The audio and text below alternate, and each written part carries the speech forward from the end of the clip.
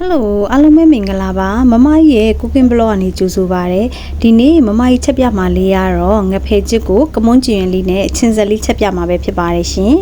အိမ်မှာပေါ့နော်ငဖဲချက်မယ်ဆိုလို့ရှိရင်နှစ်ဖွဲ့ကွဲနေပါတယ်တစ်ဖွဲ့ကတော့ငဖဲကိုအစိမ်းချက်တာစားတဲ့ဖွဲ့နဲ့ကြော်ပြီးတော့မှချက်တာကိုစားတဲ့ဖွဲ့ပဲဖြစ်ပါတယ်ရှင်အဲ့ဒါကြောင့်မလို့မမကြီးကဒီနေ့ငဖဲကိုပေါ့နော်တစ်ဝက်ကိုကြော်မယ်တစ်ဝက်ကိုအစိမ်းလေးပေါ့နော်တစ်ဝက်ကိုကြော်ပြီးတော့ချက်မယ်တစ်ဝက်ကိုအစိမ်းလေးချက်ပါမယ်ရှင်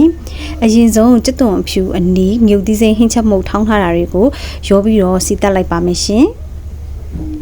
ပြီးရင်တော့စီတက်နံလေးပွေးလာပြီဆိုလို့ရှိရင်တော့မမကြီးကမြင့်ငပီလေးအနှဲငယ်ထည့်လိုက်တယ်မြင့်ငပီလေးကိုကြေအောင်ခြေလိုက်တယ်နော်ပြီးပြီဆိုလို့ရှိရင်တော့ငရုတ်သီးလေးလည်းကျွတ်လာပြီအနံ့လေးကလည်းမှုေးလာပြီဆိုရင်တော့ငဖဲလေးကိုထည့်လိုက်ပါမယ်ရှင်ငဖဲလေးကိုခဏလုံးပြီးမယ်နော်ငဖဲကအစိမ့်ထည့်ထားလဲပါရတဲ့ကြောင်နည်းနည်းလေးကြာလေးလုံးပေးလိုက်ပါမယ်ပြီးရင်တော့ရေလေးအနှဲငယ်ထည့်မယ်ခဏလေးပြန်တည်ထားလိုက်ပါမယ်ရှင်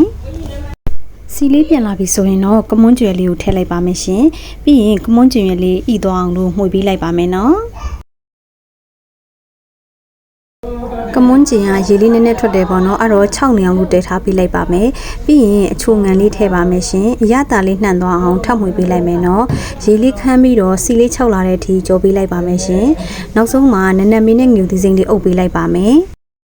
အခုဆိုရင်ပေါ့နော်ရေလေးကလည်းခမ်းပြီးတော့စီလေးလည်းပြန်လာပြီဆိုရင်တော့ပြည့်စုံတဲ့ငဖဲကမွန်းကျင်ရဲ့ချင်းဆက်လေးရပါပြီရှင်ဒီနေ့ဆိုရင်ပေါ့နော်အရသူတွေကဒီဟင်းလေးကအရန်စားကောင်းလို့နောက်နေ့ကြလို့ရှိရင်နဲ့ထပ်ပြီးကျွေးပါအောင်လို့တောင်မှတောင်းဆိုကြပါတယ်ရှင်ကျမကိုယ်တိုင်လည်းအရန်စားလို့ကောင်းတဲ့ဟင်းလေးတစ်ခွက်ဖြစ်ခဲ့ပါတယ်